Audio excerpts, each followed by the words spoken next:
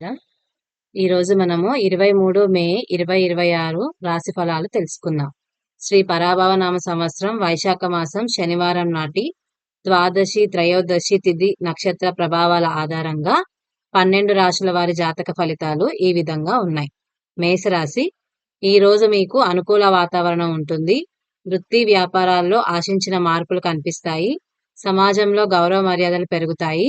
శ్రమకు తగిన గుర్తింపు లభిస్తుంది. అనుకోని ధనలాభం కలిగే అవకాశం ఉంది. ఆరోగ్యం బాగుంటుంది. ఉత్సాహంగా గడుపుతారు. శనివారం రోజు హనుమాన్ చాలీసా పఠించడం శుభప్రదం.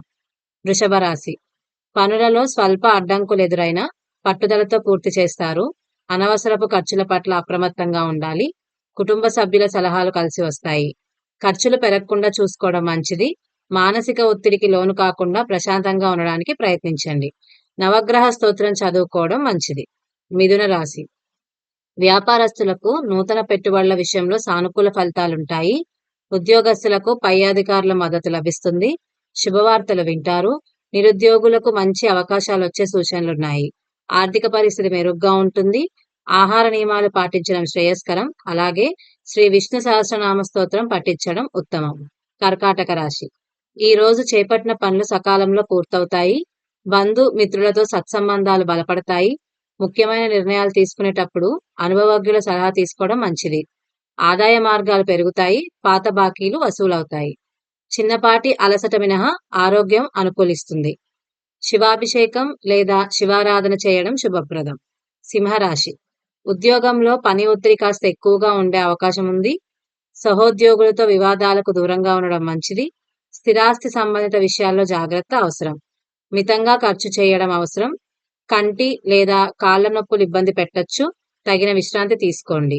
సూర్యాష్టకం పఠించడం వల్ల మేలు జరుగుతుంది. కన్యా రాశి, మీ శ్రమకు తగిన గుర్తింపు ప్రశంసలు లభిస్తాయి. గతంలో ఆగిపోయిన పనులు మళ్లీ వేగం పుంజుకుంటాయి. నూతన పరిచయాలు ఆనందాన్నిస్తాయి. కుటుంబంలో సుఖ సంతోషాలు వెల్లివిరుస్తాయి. ఆర్థిక లావాదేవీలు లాభసాటిగా సాగుతాయి. సంపూర్ణ ఆరోగ్యాన్ని కలిగి ఉంటారు. ఇష్ట దైవ ప్రార్థన లేదా లక్ష్మీ అష్టోత్తరం చదువుకోవడం మంచిది. తులారాశి, ముఖ్యమైన పనుల్లో విజయం సాధిస్తారు. సమాజంలో మీ ప్రతిష్ట పెరుగుతుంది.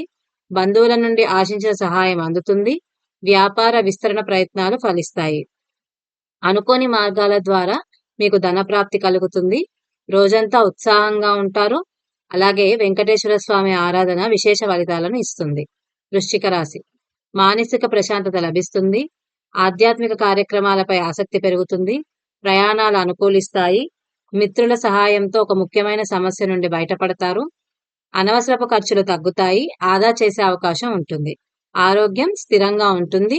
అలాగే సుబ్రహ్మణ్య స్వామి స్తోత్రాలు చదవడం మంచిది.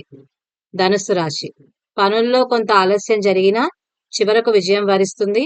కోపతాపాలకు దూరంగా ఉండడం, మాట తీరులో సంయమనం పాటించడం చాలా ముఖ్యం.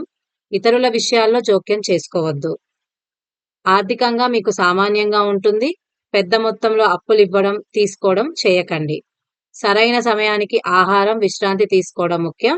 అలాగే దక్షిణామూర్తి స్తోత్రం పఠించడం వల్ల మానసిక ప్రశాంతత లభిస్తుంది. మకర రాశి, భాగస్వామ్య వ్యాపారాల్లో లాభాలుంటాయి. జీవిత భాగస్వామితో సంతోషంగా గడుపుతారు. నూతన వస్త్ర లాభాలు సూచిస్తున్నాయి. సమాజంలో గౌరవం పెరుగుతుంది. ఆర్థిక పరిస్థితి ఆశాజనకంగా ఉంటుంది. ఆరోగ్యం మెరుగ్గా ఉంటుంది. అలాగే శని స్తోత్రం పఠించడం లేదా నల్ల నువ్వులు దానం చేయడం మంచిది. కుంభరాశి, శత్రువులపై విజయం సాధిస్తారు. కోర్టు వ్యవహారాలు వివాదాలు మీకు అనుకూలంగా మారే అవకాశం ఉంది.